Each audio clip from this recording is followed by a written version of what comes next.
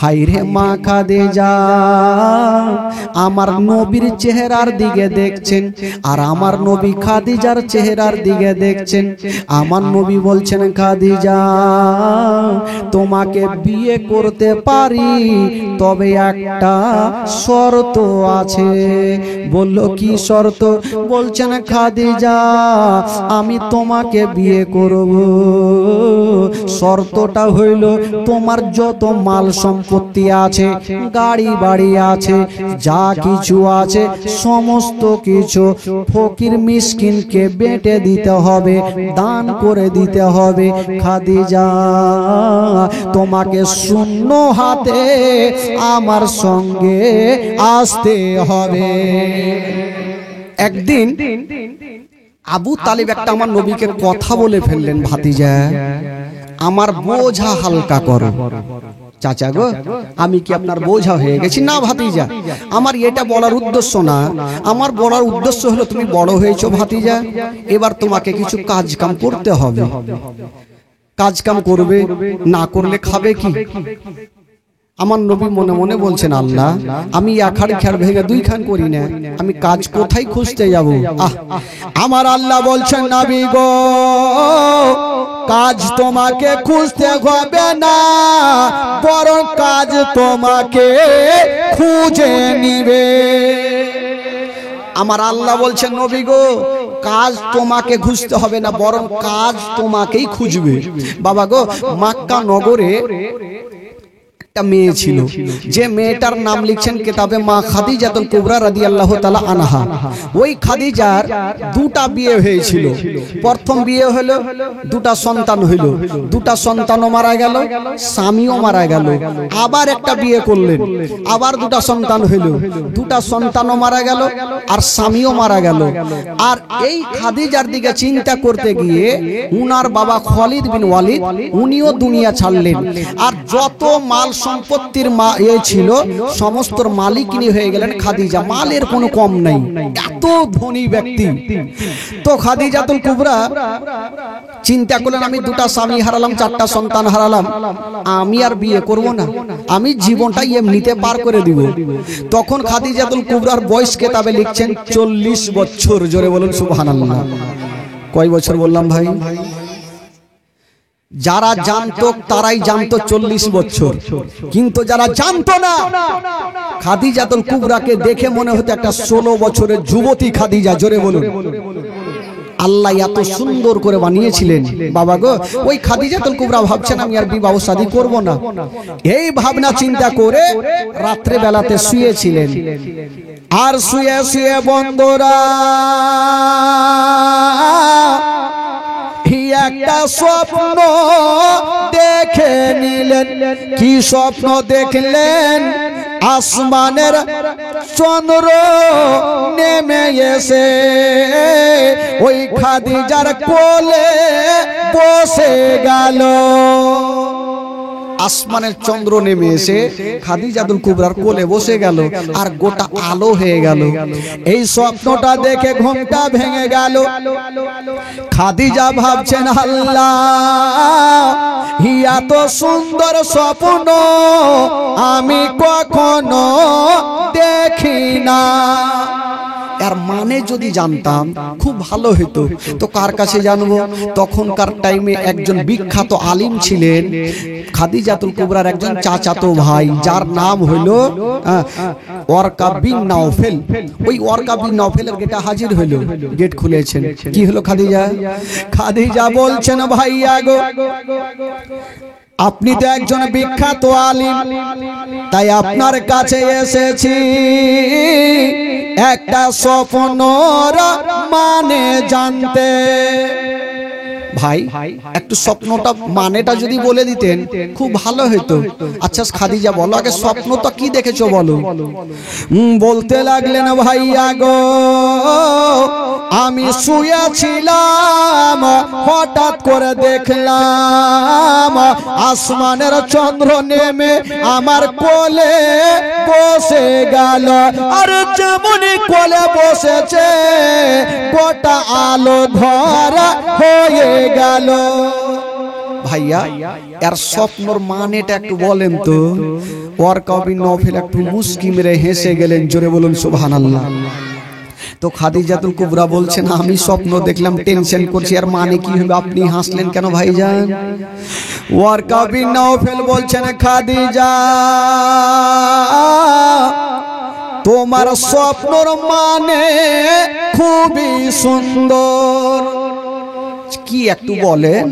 বলে খাদিজা যদি তোমাকে বলে দিই তোমার দিল আর থামবে না খাদিজা খুশিতে। বলে না একটু বলেন ভাইজান কি দেখেছেন একটু বলেন, আর না বললেও তো মন ছানপান করবে, তাড়াতাড়ি বলেন। বলছেন খাদিজা তোমার স্বপ্ন যদি সত্য হয় তোমার আর একটা বিয়ে হবে। খাদিজা বলছেন মাথা খারাপ, 4টা সন্তান হারিয়েছি, 2টা স্বামী হারিয়েছি, আমার বয়স হলো এখন 40 বছর, আমি আর বিয়ে শাদী করব না। তো ওয়ারকা বিন নওফেল বলছেন খাদিজা এবার তোমার সঙ্গে যার বিয়ে হবে সেটা সাধারণ ছেলে নয়, কে হবে? বলে সেটা হলো খোদার নূরে তৈরি, জোরে বলুন সুবহানাল্লাহ। খাদিজা সেটা কি জানিস? খোদার নূরে তৈরি গোয়ামার মোহাম্মদ রাসূল, খোদার নূরে তৈরি গোয়ামার মোহাম্মদ রাসূল। ও ভয় করি না জাহান্নামে আগুন ডরাই নবীর নামে রে, সে আগুন হবে ফুল খোদার নূরে তৈরি গো আমার মোহাম্মদ রাসূল, খোদার নূরে তৈরি গো আমার মোহাম্মদ রাসূল। জোরে বলুন, একটু মহব্বতে বলুন। ও যার আদেশে নামাজ পড়ে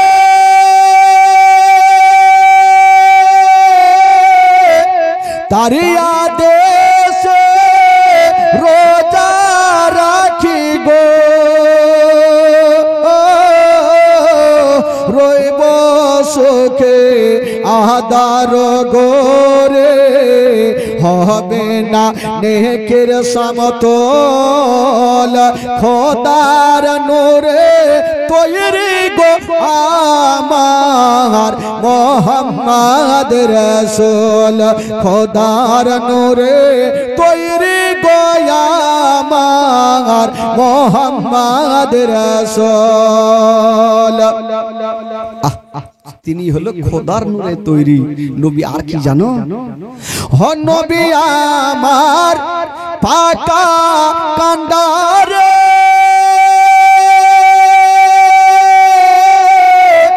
সহত হালে ছাড়বে তোরি রে, তাই তো বসে আরাম গো করে হবে না নেকের সমতল খোদার নূরে তৈরি গো আমার মোহাম্মদ রাসূল, তার কলেমা পড়তে গো মোরা করব না রে ভুল। খাদিজা তোমার সঙ্গে যার বিয়ে হবে তিনি হবে শেষ জামানার নবী, তিনি হবে খোদার নূরে তৈরি। খাদিজা বলছেন আমি বিয়ে তো করতাম না, যদি খোদার নূরে তৈরি হয় তাহলে বিয়ে করে নিব। বিয়ে তো করার ইচ্ছা ছিল না, যদি খোদার নূরে তৈরি হয় নবীকে যদি পাই তাহলে কি ছাড়া যাবে? ভাই ছাড়বো না। তো খাদিজাতুল কুবরা মনে মনে ভাবছেন যখন নবী হবে তো নবীর সঙ্গে আমার দেখা কবে হবে? তো ওইদিকে মা খাদিজাতুল কুবরা চিন্তা করলেন যে আমার এত মাল এত সম্পত্তি আছে, একটা বিশ্বাস্ত ছেলে যদি আমি পেতাম তবে আমার মাল দিয়ে ব্যবসাতে পাঠাতাম মুলকে শাম, দরকার যদি হইতো তবে আমি তাকে ডবল বেতন দিতাম। একটা মেয়ে নাফিসা বলে একটা মেয়ের নাম, উনি বলেন খাদিজা মক্কা নগরে একটা বিশ্বাস্ত ছেলে আছে, যাকে মক্কা নগরে সবাই আলামিন বলে জানে, সত্যবাদী বলে জানে, চাচার কাছে মানুষ হয়।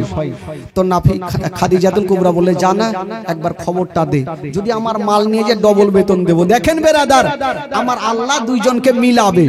তো কিভাবে মিলাবে জীবনী শুনেন ভাই।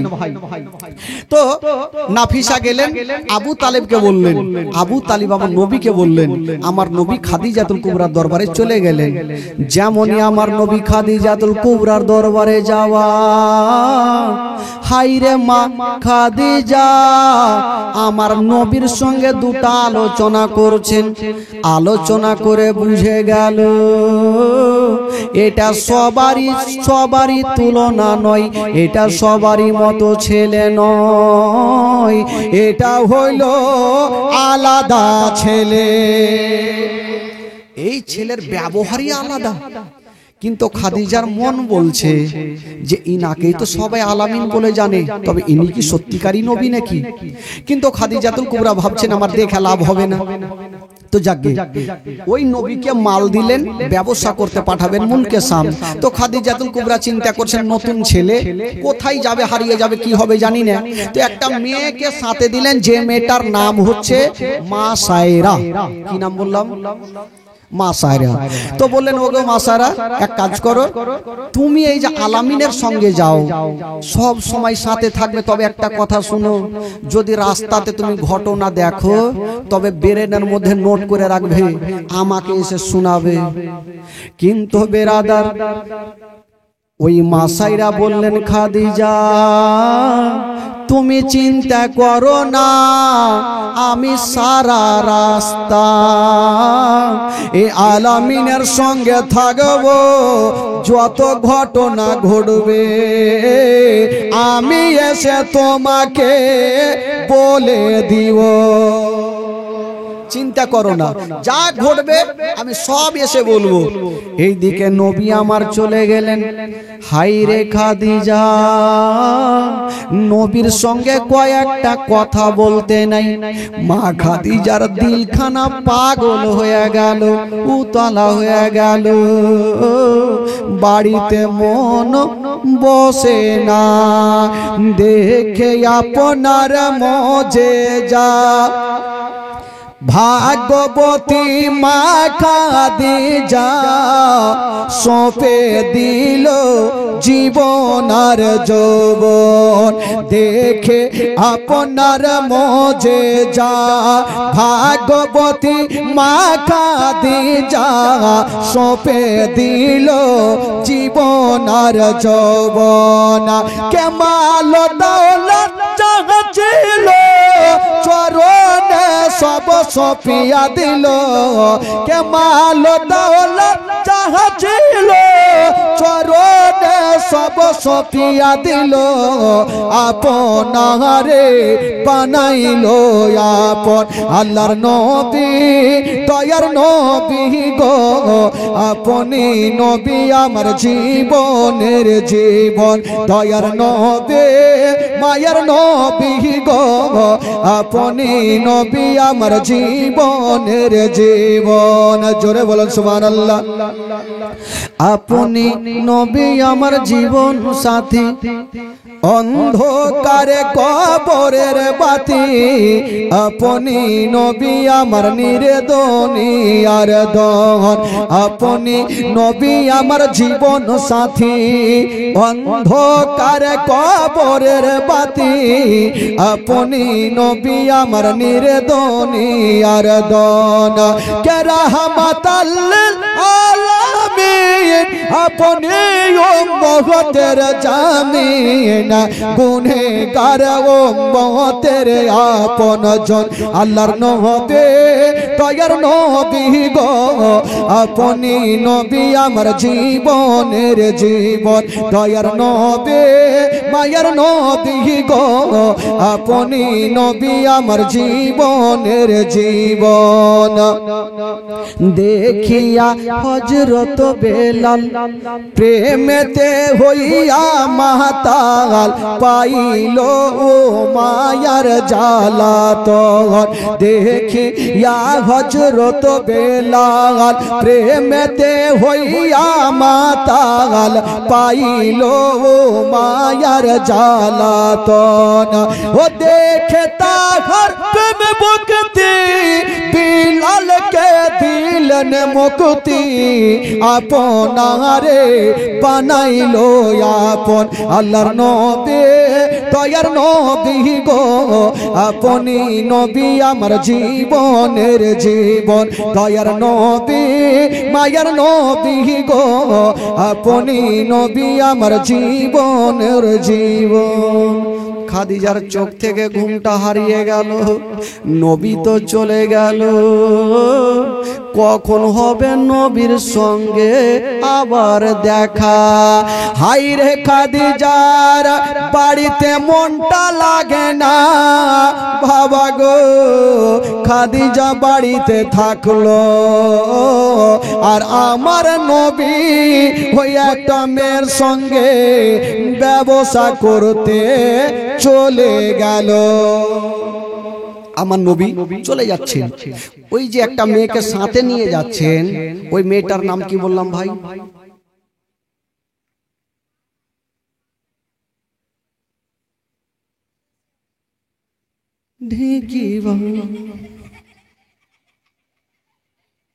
কি নাম বললাম হ্যাঁ একটু হ্যাঁ করবেন তাহলে না মাসারা রাস্তাতে আমার নবী চলছেন একটু জঙ্গলে গিয়েছেন আর একজন আল্লাহওয়ালা নাস্তুরা রাহিব উনি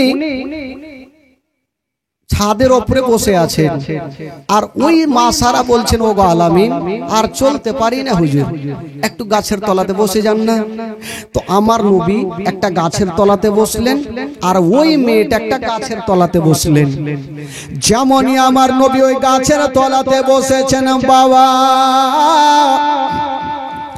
নাস্তুরা রাগে বলছেন ওরা তোরা কে আছিস রে তাড়াতাড়ি করে যা আর ওই গাছের তলাতে যারা বসে আছে তাদেরকে আবার নিমন্ত্রণ করে দাও একবার চাচার সঙ্গে গিয়ে নিমন্ত্রণ পেয়েছিল আবার গিয়ে আবার এক জায়গাতে নিমন্ত্রণ পাচ্ছে বাবা গো একটা লোক ছুটে গেল বলে হ্যাঁ গো তোমাদের মধ্যে মালিক কে আছে ওই মেয়েটা হাত তুললেন এখনকার মতো আমি আছি সাথে আমি নিয়ে যাচ্ছি বলে তোমরা যাবে কোথায় বলে যাব মুলকের শাম ব্যবসা করতে বলে যাওয়ার আগে ওই যে নাস্তুরা রাখে তোমাদের নিমন্ত্রণ করেছে দুটা খাওয়া দাওয়া করে যাবে তো মেয়েটা বললো হুজুর নিমন্ত্রণ যখন করেছে তো খাবার চলেন খাইয়েই যাই না হলে পেটে একটু শক্তি থাকলে চলতে পারবো চলে গেছেন খেতে খাওয়া দাওয়া শেষ হইল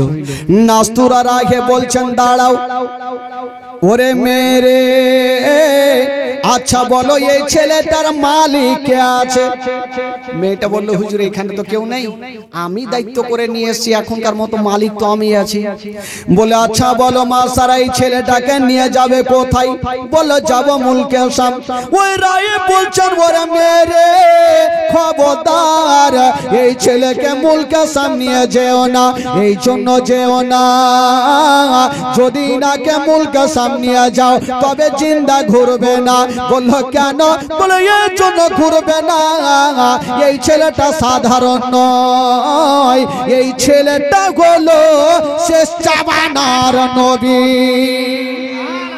জোরে বলুন তো মেয়েটা জিজ্ঞাসা করছে হুজুর ব্যাপার বুঝতে পারলাম না আমরা এত দূর থেকে আসলাম জানলাম না এটা নবী আর আপনি এখানে বসে বসে কি করে চিনলেন প্রশ্ন তো হবেই আমরা এত দূর থেকে আসলাম আমরা জানলাম না আর আপনি কি করে জানলেন ওই নাস্তুরার আগে একখানা পুরানা কিতাব বার করে নিয়েছেন আর বলছেন মাসারা এই যে আমাদের ধর্মের কিতাবে লেখা আছে এই ছেলেটা ওই গাছের তলাতে বসেছিল আমাদের ধর্মের কেতাবে লেখা আছে ওই গাছের তলাতে কেউ বসতে পারে না, কোনো পশু পাখি যেতে পারে না।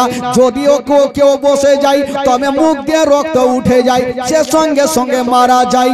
ওরে মেরে শোনো, ওই গাছের তলাতে যাবে কে? যিনি হবে শেষ জামানার নবী, যিনি হবে শেষ জামানার নবী উনি যাবে গাছের তলাতে। মেয়েটা ভয় পেয়ে গেল, আল্লাহ খাদিজা দায়িত্ব করে পাঠিয়েছে, যদি কিছু হয়ে যায়, না আর যাব না। আবার ওই কাছের বুসরা শহরে মালকে বিক্রি করে আবার বাড়ির দিকে যাচ্ছেন।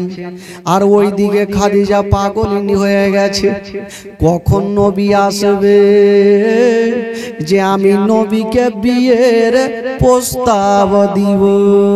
হাইরে খাদিজার চুল মোবারকা বড় বড় ছিল, একখানা চিরুনি নিয়েছে হাতে, একবার চুলগুলা আঁচড়াই আর একবার ছাদের ওপরে গিয়ে রাস্তার দিকে দেখে, একবার চুল আঁচড়াই আবার ছাদের ওপর দিয়ে রাস্তাতে দেখে। একদিনের ঘটনা, যেমন ছাদের ওপরে গিয়ে দেখছেন বাবা আমার নবীর ওপরে নজর পড়ে গেল। তবে খাদিজা শুধু নবীর ওপরে নজর পড়েছে না, খাদিজা নবীর মাথার ওপরে দেখছেন একখানা নূরের চাদর দুইজন ফারিস্তা ছায়া করে নিয়ে আসছেন। জোরে বলুন সুবহানাল্লাহ। খাদিজা চট করে নিচে নামলো, নামার পর বাবা গো আমার নবী বলছেন, খাদিজা আমি তো তোমার মাল নিয়ে মুলকে সাম থেকে চলে আসলাম। তো খাদিজা বলছে একটু দাঁড়ান, একটু দাঁড়ান। নাফিস কি বলে একে, ওই মা সারাকে ডাকলেন খাদিজা, হারে মা সারা তোরা কি মুলকে সাম যাসনি?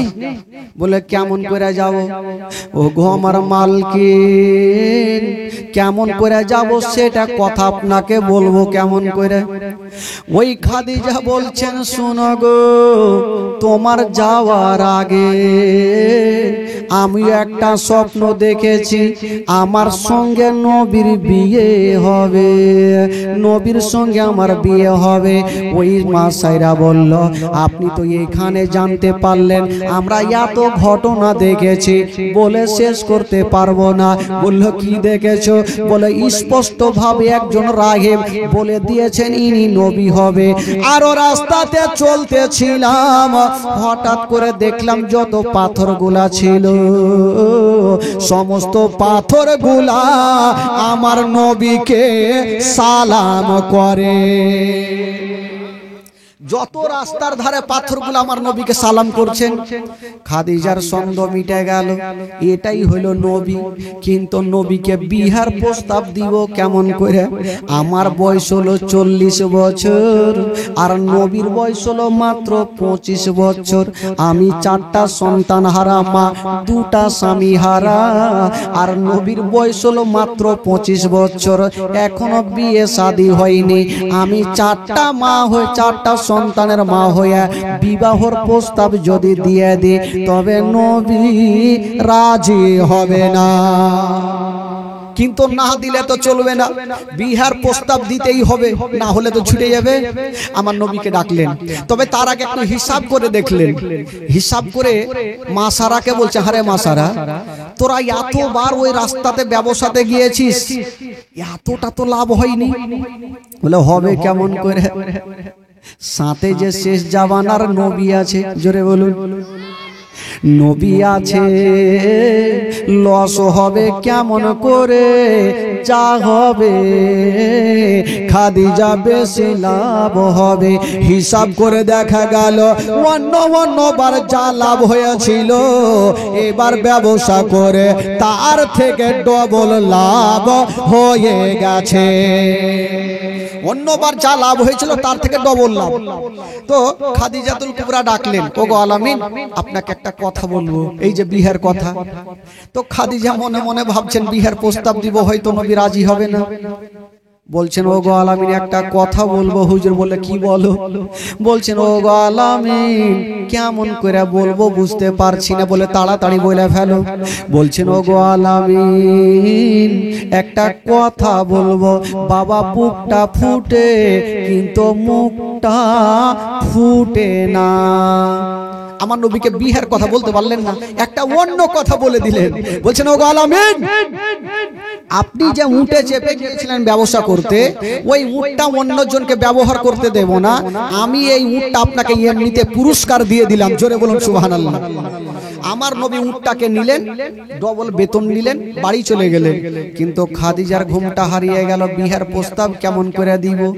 বাবা গো, রাত কাটে তো দিন যায় না, দিন যায় তো রাত কাটে না। খাদিজার ঘুমটা হারিয়ে গেল, শুধু মনের মধ্যে নবী মুস্তাফার নাম।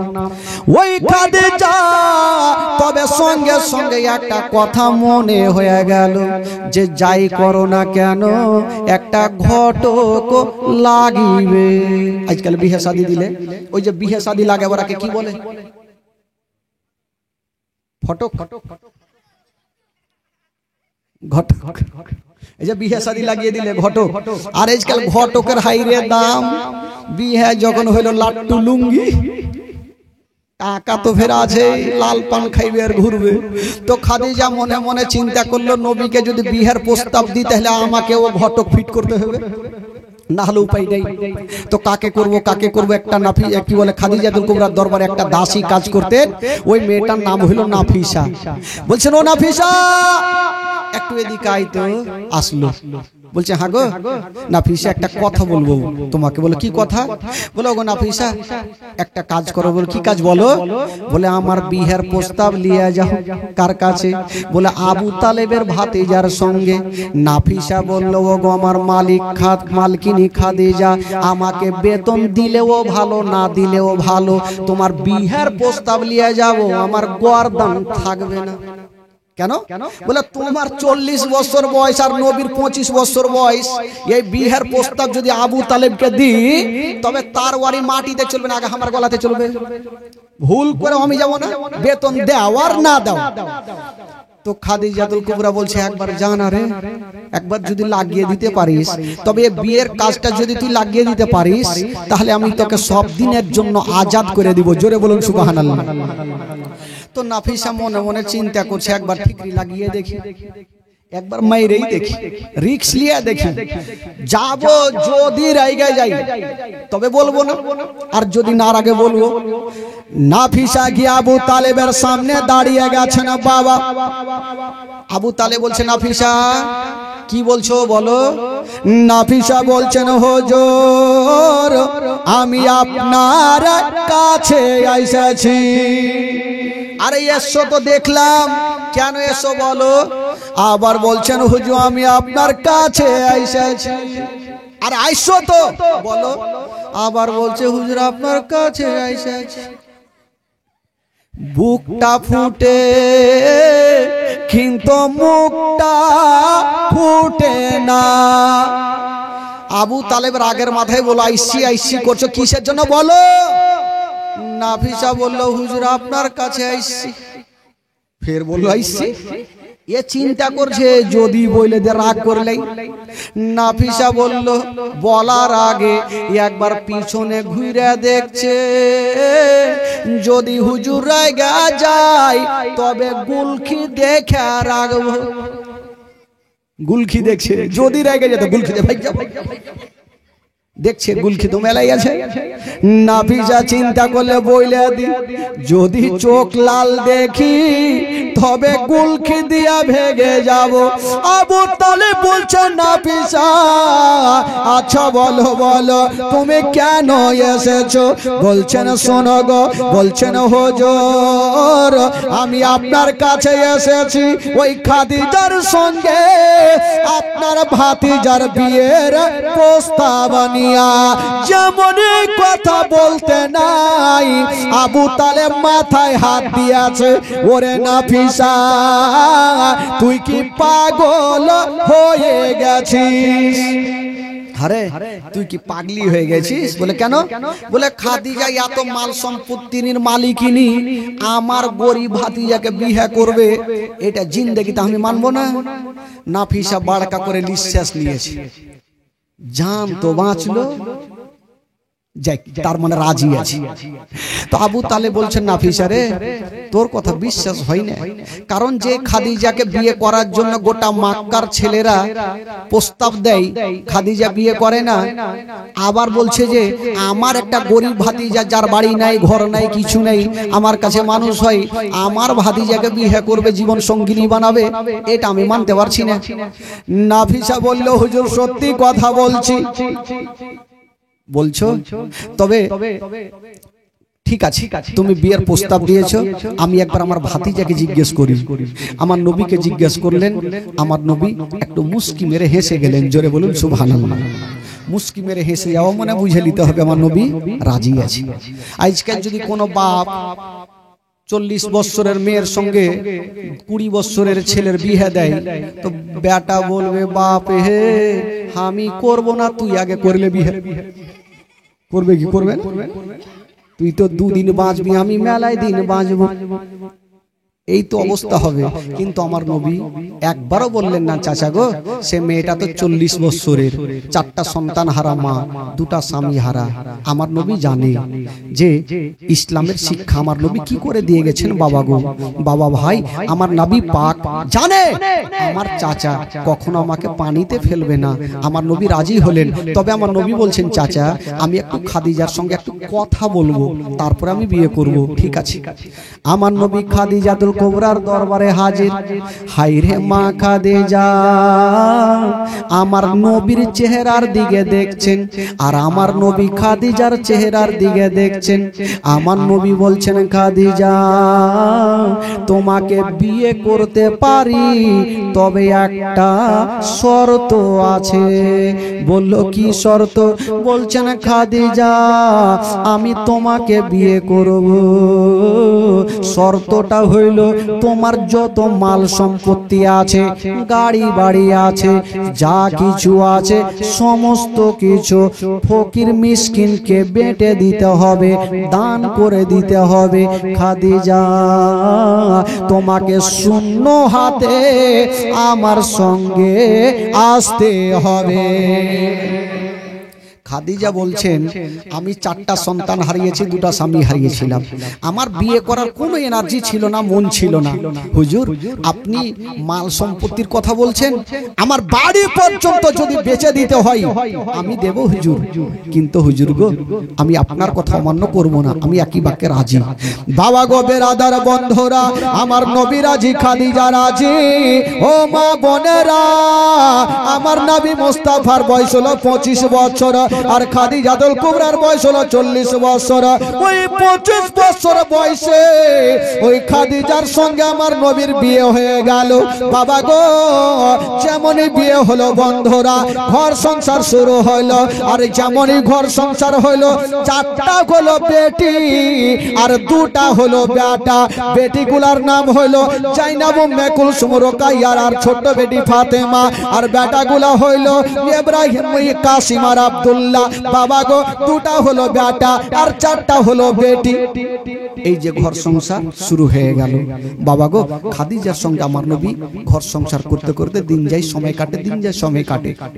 একদিন আমার নবী বলছেন, খাদিজা বিবি আমার বাড়িতে কিছু খাবার থাকলে আমাকে দাও, আমি একটু পাহাড়ের গুহায় যাব আল্লাহর ইবাদত করতে।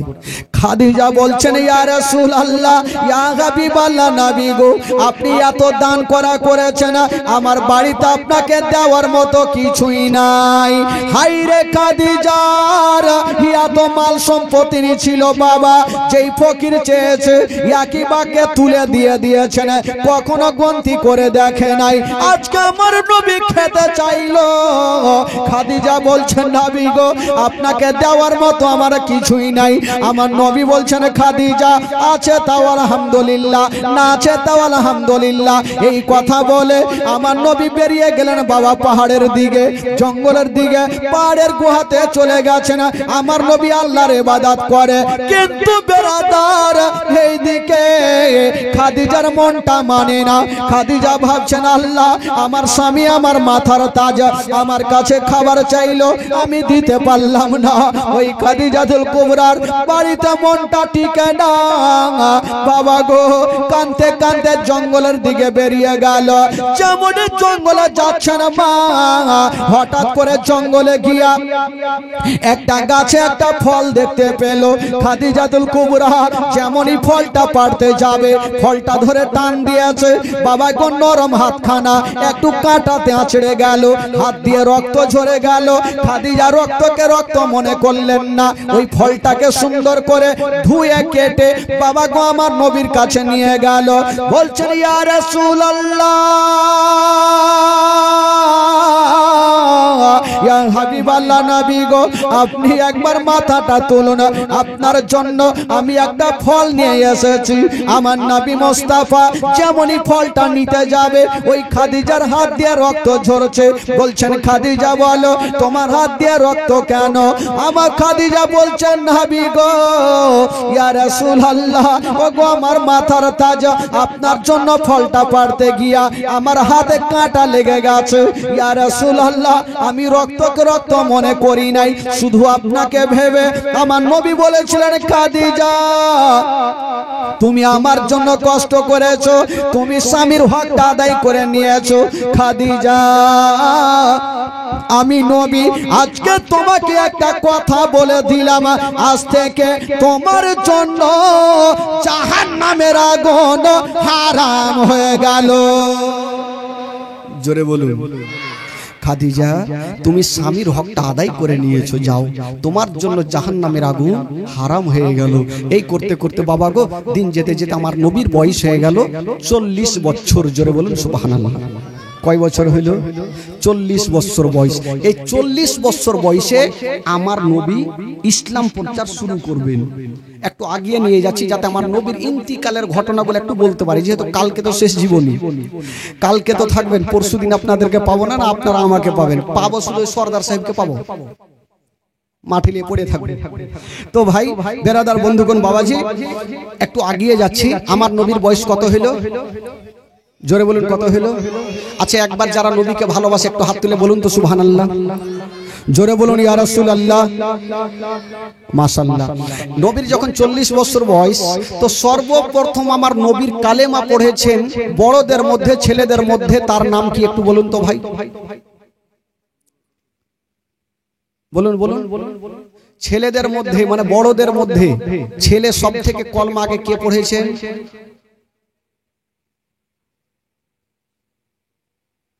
ভুলে গেছি।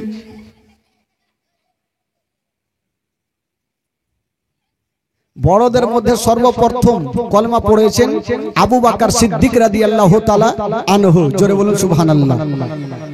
আর সবচাইতে ছেলেদের মধ্যে ছোটদের মধ্যে কলমা কে পড়েছেন? হযরতে শেরে খোদা আলী। আর গোলামদের মধ্যে সর্বপ্রথম কে পড়েছেন আগে?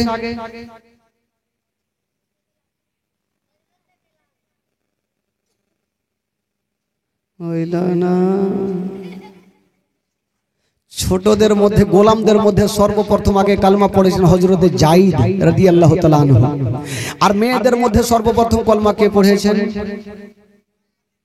মা খাদিজাতুল কুবরা রাদিয়াল্লাহু তাআলা আনহা। তো এই যে আবু বকর যে আমার নবীর কলমা পড়লেন, আমার নবী কি ডাইরেক্ট বলতে গেছেন না আবু বকর আমার নবীর কাছে এসেছেন? কোনটা? মারাত্মক ঘটনা ভাই। জীবনী তো ওটাকেই বলে 3 দিন 4 দিন 5 দিনে কোনো জীবনী হয় না, না হলে 15 দিন, হলে 1 মাস লাগাইতে হবে, তাহলে সব ঘটনা শোনা যাবে। তো এখানে 5 দিনে তো লোক খুঁজে পাই না, তো 1 মাস কেউ থাকবে না ভাই। বেরাদার বন্ধুগণ বাবাজি কি করে কলমা পড়লেন? আমার নবীর বয়স যখন 40 বছর, আবু বকর সিদ্দিক ব্যবসা করার জন্য একটা সঙ্গের সাথীকে নিয়ে মুলকে শাম রওনা দিয়েছেন। শুনেন বেরাদার, হে যুবকেরা, ঈমান তাজা হয়ে যাবে। মুলকে শাম রওনা দিয়েছেন, চলে যাচ্ছেন। একটা বিশাল বড় জঙ্গলে রাত লাগলো। আবু বকর ভাবছে, ওরে আমার গোলাম, ওরে আমার সাথী, এই জঙ্গলে জানি না কোন বাঘ ভাল্লুক আছে, যদি ধরে ফেলে তবে জিন্দা রাখবে না, কি করব হুজুর? বলে একটু খুঁজে দেখো কোন বাড়ি ঘর আছে কি নাই আশেপাশে। ওই গোলামটা চতুর্দিকে খুঁজছেন বন্ধুরা, কোন বাড়ি পাওয়া যায় না, চতুর্দিকে খুঁজছে যাই না। হঠাৎ করে একটু দূরে দেখছেন একটা 3-4 তালা বিল্ডিং দেখা যাচ্ছে। গোলামটা বলছেন, হুজুর একটা বাড়ি দেখা যায়। বলল চলো। যেমনই ওই বাড়ির পাশে গিয়েছেন বাবা, যেমনই দাঁড়িয়ে আছেন বন্ধুরা, ভিতর থেকে তালা মারা, ভিতর থেকে লক করা, কেবল একজন বারান্দায় শুয়ে শুয়ে বড় বড় নাক ডাকতেছে। একজন শুয়ে শুয়ে বড় বড় নাক ডাকছে, ডাকছে। আবু বকর নিজের সঙ্গের সাথীকে বলছে, ভাই এই লোকটাকে জাগাও, আর জাগিয়ে বলো যে আমরা এসেছি, একটু থাকার জায়গা দাও, রাতটা থাকবো, সকালবেলায় বাড়ি চলে যাবো। তো ওই লোকটাকে জাগাইছে, এভাবে হিলেইছে। তো ফুটবল যেমন মানে গোরকন্তু খেলে, ও লোকটা গোড়াইছে, ঘুম ভাঙে না। আবু বকর বলছে, একে জোরে করে ধাক্কা মারো।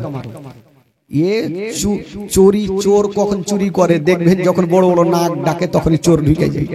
বাবা গো, এবার এত জোরে ধাক্কা দিয়েছে, ও তো উঠলো ভাই, পার্শ্বে তরবারি ছিল, নিয়ে উঠে গেছে। আবু বকর বলছে, তরবারি খানা রেখে দাও। বলছে, আপনারা কে আছেন বলুন, আমার রাত্রে বেলাতে ঘুম কেন ভাঙালেন? আবু বকর বলছে, ভাই একটু তোমার কাছে থাকার জায়গা চাইছি, কথা দিলাম সকাল হলে আমরা বাড়ি থেকে চলে যাব, একটু থাকার জায়গা দাও। গোলামটা বলছেন, খবরদার দেব না, কারণ আমার মালিক, আমি আজকে 50 বছর থেকে চাকরি করি, আমার মালিক বাড়ির ভিতরে কাউকে যেতে দেয়নি। আমার মন বলে, দিল বলে, তোমাদেরও থাকতে দেবে না। আবু বকর বলছে, ভাই একটু বইলা দেখো না, রাত্রে বেলা কোনখানে যাবো, বাঘে বাঘ ভাল্লুক কত কি ঘুরছে, যদি কিছু হয়। তো গোলামটা বলল, ঠিক আছে আমি একবার জিজ্ঞাসা করে আসছি। গোলামটা গেল, বাদশা চেয়ারে বসে আছে। বলছেন, ও গো হুজুর বাদশা নামদার, দুটা লোক এসেছে, একটু ঘরে থাকার জায়গা চাইছে। বলে এক কাজ করো, যে দুটা লোক আছে একটু তাদের নামটা জেনে আসো, তাদের নামটা কি আছে। গোলামটা গিয়ে বলল, আপনাদের নাম কি আছে? আবু বকর বলল যে আমার নাম হলো আবু বকর। এই কথাটা গোলামটা নোট করে বাদশার কাছে গেল। বলছেন, হুজুর গো, যেই লোকটা দাঁড়িয়ে আছে তার নাম হইল আবু বকর। যেমন নামখানা নিয়েছে, বাদশা চেয়ারে বসেছিল, আবু বকরের যেমন নামখানা শুনেছে, চেয়ার ছেড়ে দাঁড়িয়ে গেল।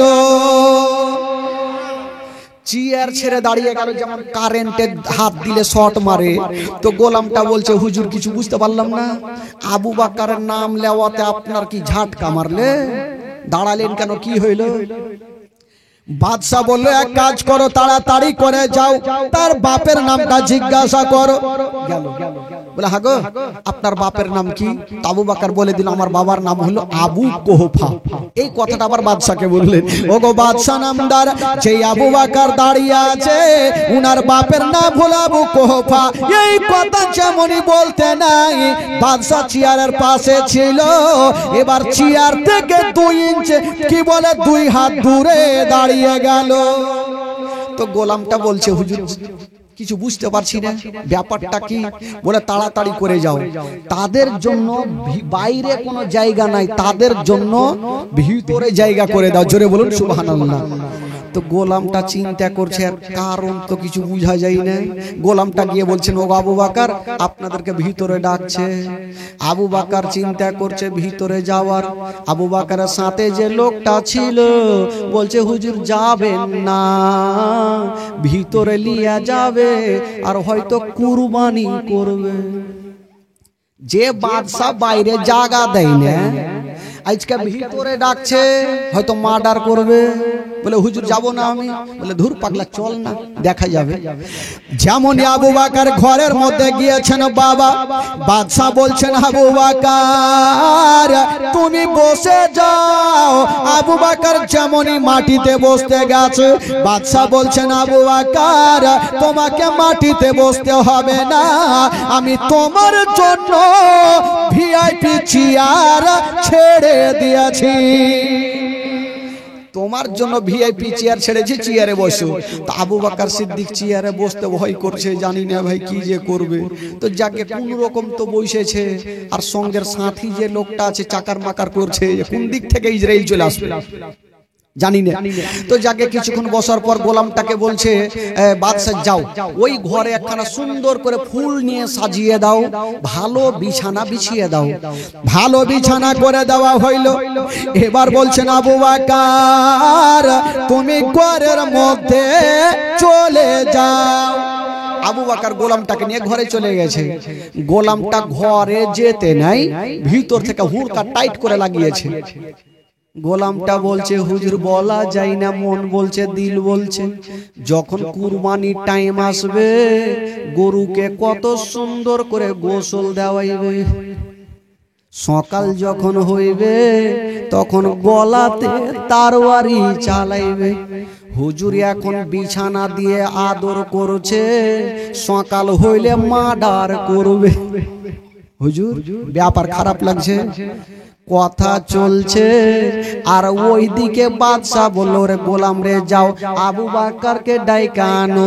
গোলামটা গিয়া ঠক ঠক করে আওয়াজ দিয়েছেন।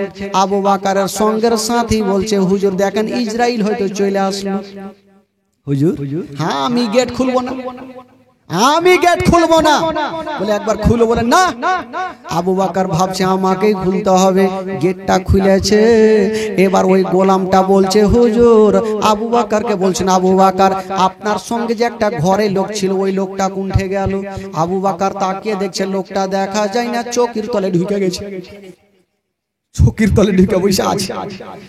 বলছে হুজুর আমি বাইরে যাব না, আপনি বাইরে যান, আমি যাব না। যখন আপনাকে মার্ডার করবে আমি চৌকির তল থেকে ভাইগে যাব। হুজুর আমি যাব না। এবার আবু বকরকে যে বাইরে নিয়ে গেল, বাইরে নিয়ে যাওয়ার কারণটা কি? আবু বকরকে বাইরে নিয়ে গেছেন বন্ধুরা, একটা উঁচা জায়গাতে দাঁড় করিয়ে দিয়েছেন। আর বাদশা একখানা পুরানা কিতাব বার করে নিয়ে একটা করে পাতা উল্টাচ্ছেন। আবু বকরের মাথার দিকে দেখছেন, একটা করে পাতা উল্টাচ্ছেন। আবু বকরের চোখের দিকে দেখছেন, একটা করে পাতা উল্টাচ্ছেন। আবু বকরের চেহারার দিকে দেখছেন। আবু বকর বলছেন ওগো বাদশা আপনি একটা করে পাতা উল্টাচ্ছেন, আমার চেহারার দিকে কেন দেখছেন? একটা করে পাতা উল্টাচ্ছেন, আমার চোখের দিকে কেন দেখছেন?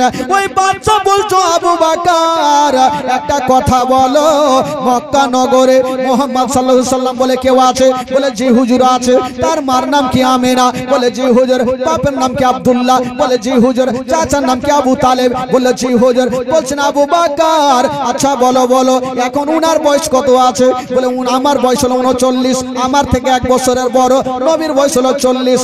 তখন বলেছিলেন আবু বকর একটা কথা শুনে নাও, এই যে আমাদের ধর্মের কিতাবে লেখা আছে যার নাম হবে মুহাম্মদ, মায়ের নাম হবে আমেনা, বাপের নাম হবে আব্দুল্লাহ, চাচার নাম হবে আবু তালেব, দাদুর নাম হবে আব্দুল মুত্তালিব। উনার বয়স যখন 40 বছর হবে তখন ইসলাম প্রচার করবে। যখন ইসলাম প্রচার করবে সর্বপ্রথম যে নবীর কালেমা পড়বে তার নাম হবে আবু বকর। তার নাম হবে আবু বকর, তার বাপের নাম হবে আবু কুহাফা। আবু বকর আমাদের ধর্মের কিতাবে তোমার নামও লেখা আছে যে তুমি নবীর আগে কলমা পড়বে। আবু বকর আর দেরি করবে না হুজুর, তাহলে আমি বাড়ি যাই। যাও। আবু বকর সেখান থেকে বাড়ি চলে যাচ্ছেন। তো যেতে যেতে একটা রাস্তাতে রাত লাগলো, একটা কালো কম্বল গায়ে একটা গাছের তলাতে শুয়ে গেল। স্বপ্ন দেখলেন একখানা নূরের টুকরা চাদরের মধ্যে ঢুকলো, গায়েব হয়ে গেল। আবু বকরের ঘুম ভাঙলো। বাবা গো সেখান থেকে নবীর বাড়ি গেল, পাওয়া গেল না। কোথায় আছেন? যাচ্ছেন না, আমার নবী পাহাড়ের উপরে দাঁড়িয়ে আছেন। আবু বকর কাছাকাছি হচ্ছে না। আমার নবী বলছেন আবু বকর চলে আসো, আমি তোমার জন্য অপেক্ষা করতেছি। আবু বকর কাছাকাছি হইলো, আমার নবী বলছেন আবু বকর তুমি আমাকে কি বলে কলেমা পড়ে মুসলমান হয়ে যাও। আবু বকর বলছেন হুজুর আমি পড়ার জন্য তো আসলাম, তবে হুজুর নবীর মানে হলো গায়বের খবর বাতানেওয়ালা। হুজুর আপনি যদি নবী হন তাহলে সবকিছু জানে? বলে হ্যাঁ জানি। হুজুর একটা কিছু মুজিজাগুলো দেখান না, একটা কিছু আশ্চর্য ঘটনাগুলো বলেন। বলছেন আমি তোমাকে কি বলবো, পা থেকে মাথা পর্যন্ত ওইখানকার রাহেব তোমাকে সব বলে দিয়েছে, আমাকে কেন জিজ্ঞাসা করো? রাহেব চিন্তা করছেন বাদশাহ আমি কি বলে নবী। আবু বকর চিন্তা করছেন আমাকে রাহেব এত কথা বললো, এই নবী এখানে বসে বসে জানলো কি করে, এখানে বসে কি করে জানলো? তো যাকে আবু বকর এবার কলমা পড়ে এলো, বলে হুজুর একটা তো বলেন, আর একটা কিছু বলেন না? আমার নবী বলছে আর একটা বলবো, ঠিক আছে। আবু বকর তুমি রাস্তা ধরে আস্তে আস্তে একটা রাত্রি লাগলো, একটা গাছের তলাতে কাউলো কম্বল গায়ে দিয়ে শুয়েছিলে, একখানা নূরের টুকরা তোমার চাদরের মধ্যে ঢুকেছিল, এই স্বপ্নটা তুমি কি দেখেছিলে? আবু বকর বাবা কাঁপতে আরম্ভ করেছেন, আল্লাহ গো জানি না, ওটা আমার দিল বলে মন বলে, আমি সত্যি স্বপ্ন দেখলাম, একখানা নূরের টুকরা আমার চাদরের মধ্যে ঢুকে গেল। এটা জানলো কি করে? এটাই হলো শেষ জামানার নবী। বলছেন ইয়া রাসূলুল্লাহ আমি আর কাউরি কথা শুনবো না, আবু জাহেলের কথা শুনবো না, আবু লাহাবের কথা শুনবো না, উতবা সাইবার কথা শুনবো না। ইয়া রাসূলুল্লাহ আপনার কদমকে চুমে একবার কলেমা পড়াইয়া দাও। আমার নবী মুস্তাফা সঙ্গে সঙ্গে আবু বকরকে কলেমা পড়াইয়া দিলেন, লা ইলাহা ইল্লাল্লাহ, জোরে লা ইলাহা আকলা ইলাহা আকলা ইলাহা ইল্লাল্লাহ আকলা ইলাহা ইল্লাল্লাহ মুহাম্মাদুর রাসূলুল্লাহ সাল্লাল্লাহু আলাইহি ওয়াসাল্লাম। জোরে বলুন সুবহানাল্লাহ। আবু বকর সিদ্দিক আমার নবীর প্রথম সাহাবী হলেন কলেমা পড়ে। বাবা গো থাকতে লাগলো, আমার নবীর আস্তে আস্তে করে এবার ইসলাম প্রচার শুরু হলো। বাবা গো আমার নবীকে যারা ভালোবাসেন তারা আজকে পবিত্র সভাতে এসেছেন ভাই। আর আজকে হচ্ছে নবী জীবনীর চতুর্থ রাত্রি, সামনে তোর একটা রাত পাবো ভাই। আমারও মন চাইছে যে আজকে বেশিক্ষণ না বললে আজকে বাড়ি যাবো না, আজকে বলেছি 3 থেকে 4 ঘন্টা বলবোই, যা হবে দেখা যাবে। তবে ভাই আমি বলছিলাম বাবা গো আল্লাহর ঘর মসজিদ, মাম বানালিল্লাহি মসজিদান বানাল্লাহু লাহু বাইতান ফিল জান্নাত। আল্লাহর ঘর মসজিদকে যদি আপনি সাজান, আল্লাহ আপনার জন্য জান্নাতে একখানা করে ঘর সাজাবে। বাবা গো আমি 10টা খোদার বান্দার কাছে মাত্র 1000 করে টাকা চাইবো, একটু হাত তুলবেন ভাই। আল্লাহর ঘর মসজিদে যদি কেউ পারে তবে 5000 টাকা একটা কোন খোদার বান্দা আল্লাহর ঘর মসজিদে দিতে পারবেন?